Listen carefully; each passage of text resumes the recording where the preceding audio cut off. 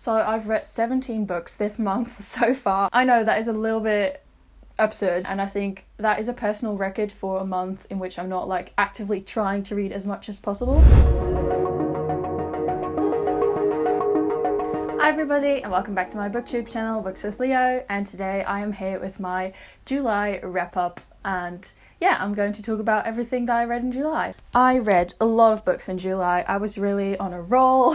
I've read a lot of graphic novels, so that is also why my reading count this month is so high. It's not like I read all full-length novels. I also read a couple of short stories that were published as novels. I am also currently still reading Priory of the Orange Tree, and I've got a couple of days to go in this month because I'm filming this not on the 1st. I've got a little wiggle room, so I might finish Priory of the Orange Tree because I'm pretty far in, but I'm not sure, so I'm not including it. But if I do finish it, I will have read 18 books this month, which is insane. I do want to really emphasize that you're a reader no matter what, no matter how much you read. If you love reading, you're a reader, and yeah, reading is never a competition, so I just want to make that very clear. Okay, so the very first book I finished this month was I'll Be the One by Lila Lee, which I listened to on audiobook, on Scribd, no, on Storytel. I listened to it on Storytel. And yeah, I really loved this book. It's about a girl who wants to become a K-pop star, but she is plus size. She really wants the K-pop world to be more inclusive of fat people and of people who are not size 0, but the K-pop world is absolutely terribly fat phobic. And she enters this competition where she sings and does dance as well to become a K-pop star. And there she meets a guy and they really like each other. And this is just such a fun book. It's really about battling fat phobia. The girl's also bisexual, so there are some LGBTQ themes in there as well. There's a lot of different things going on. It is also like full of drama and like it feels very Hollywood. It is in Hollywood, I think. It is in America. I think it's in Hollywood. It is very like glamorous and like famous people drama, and yeah, really fun. I loved reading this, and it also got me more into K-pop because I've never been into K-pop before, but after reading this book I was like, okay, I need to listen to some K-pop now. That is kind of very fun. The next book I finished was Heb je nou al een vriend by Marilotte Hagen and Nydia van Voorthuizen.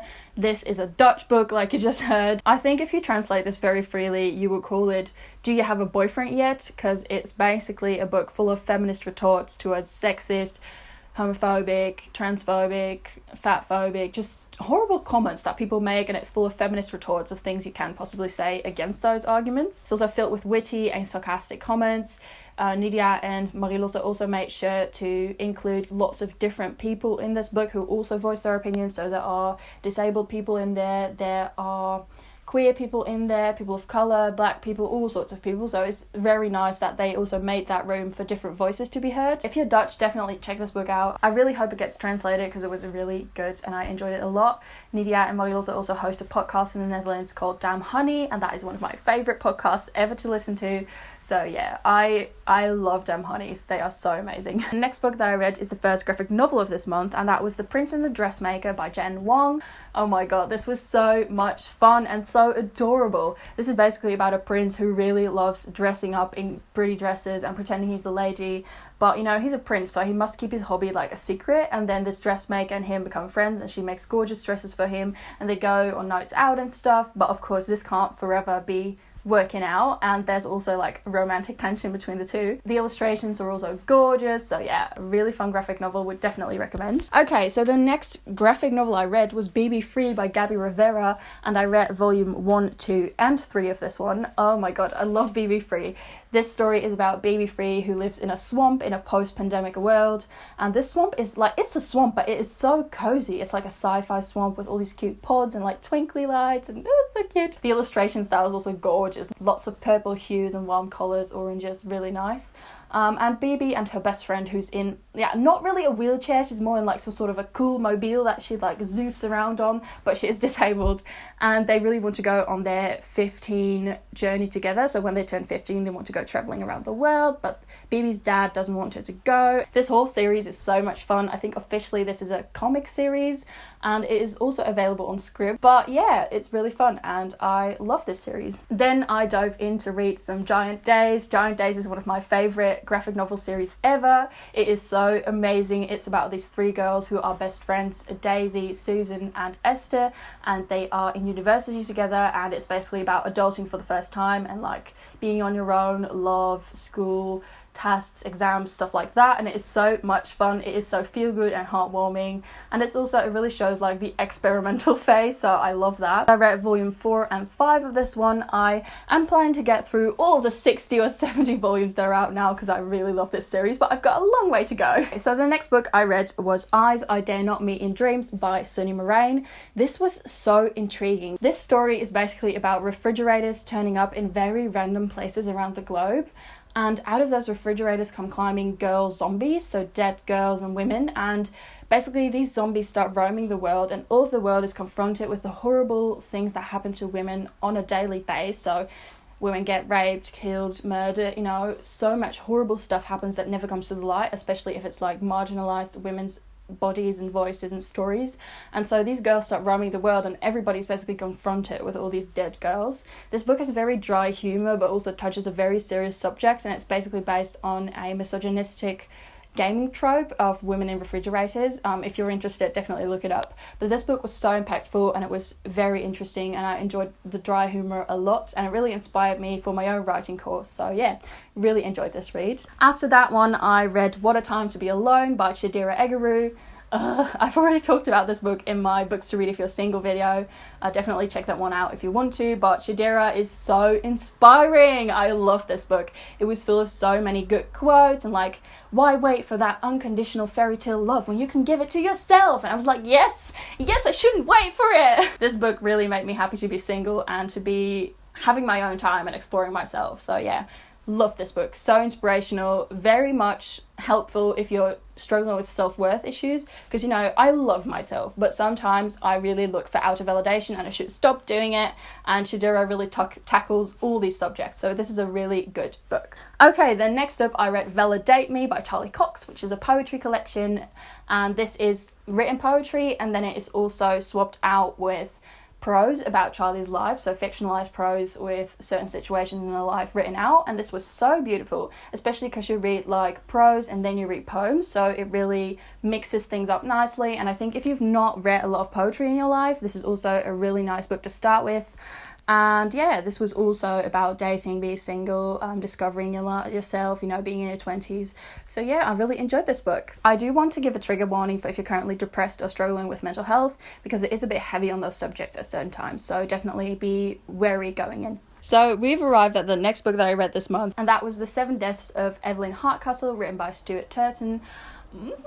I've got mixed feelings about this book. On one hand, I thought the mystery was so compelling, very confusing, but, you know, very interesting to read about. And on the other hand, I am disgusted by the fat phobia in this book. It was so horrible. Like, oh my god, Stuart Turton, you really hate fat people. Like, stop it. So basically what this book is about is this castle that is throwing a dinner party, and it's like all very fancy and stuff. Basically we follow this one character who wakes up in a different person's body from the dinner party each morning, and he is trying to figure out who killed Evelyn Hart, who's like the hostess and the daughter of the people that are hosting the party. And so he wakes up in different people's bodies every day, and he has to figure out what happened to Evelyn and who killed her at the end of the evening, and she keeps dying every evening. It's like sort of a loop. So that concept is very interesting, and I also really enjoyed the first part of the book. But then the main character switches to Lord Ravencourt's body, and Lord Ravencourt is very heavy, and it's constantly like describing his fat and like how fat he is and how horrible and stinking and horrid he is, and I was just like, oh my god, stop being so fat phobic. So I really didn't enjoy that about this book. There's also some heavy themes about rape, and it sort of implies that the character can't stop himself for raping people, and it's just a lot of problematic stuff in there. I would definitely, I'm not sure if I would recommend this book, but I just want to tell you that, you know, be aware of these things if you are planning on reading it. And then the next book that I read was Heavy Vinyl Volume 1 and 2 by Carly Ustin. This is a graphic novel series about a girl, Chris, who gets to work at a vinyl shop where an underground vigilante anti-violence girl gang group is basically behind the scenes. So they run this vinyl store, but they are also feminist vigilantes fighting crime, so very amazing. Chris also has the biggest crush on this girl that also works at the vintage store, so this book is also queer. And yeah, it's just so cute, and it's so 90s because this story is set in the 90s. It's super 90s. So yeah, I really enjoyed that aspect of it as well. So yeah, I'd really recommend this graphic novel series. I've read 2 volumes now and I love it. And then I read Let's Talk About Love, written by Claire Kahn. I also talked about this book in my books to read if you're single video. This book is about Alice, who's asexual. She's also biromantic. I said in that other video that she was bisexual, but somebody pointed out that you can't be those two things at the same time. Some people do identify that way, but the character in this book identifies as biromantic and asexual, and she's accepted that she's asexual for herself, but it's really difficult for her to deal with it inside of relationships because she's been dumped several times because she didn't enjoy sex or she didn't really want to have sex with her significant other.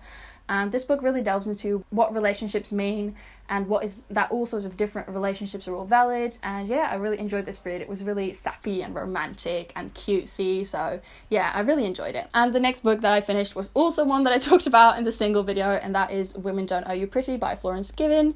Oh my god, I want to literally gift this book to everybody I know, like everybody I love, all my friends, because it's just so full of truths that you know deep down, but sometimes you forget and you need to be reminded of how much you're worth and like all these feminist truths, and it was just so good. If you want to hear more about this book, definitely check out my single video because I dive deeper into this book in there, but it is so good. I love it so much, and the illustrations inside of it are gorgeous, and Florence just shares some really hot truths about dating, privilege, feminism, and yeah, I just love this one. Really good.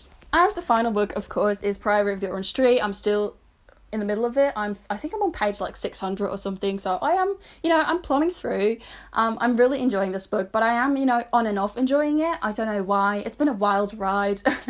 This book is basically about a queen, Sabran, and about dragons, and about these two women falling in love, and I don't feel like explaining it right now. I'm the worst booktuber, but I've talked about this book on numerous occasions, so you can check out, for example, my chit chat TBR video if you want to hear more about this one.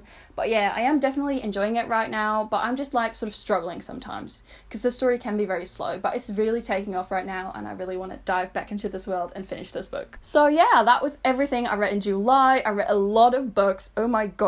Definitely let me know in the comments down below what books you read this month, and don't forget to thumbs up, subscribe, click the bell, and I'll see you all in my next video.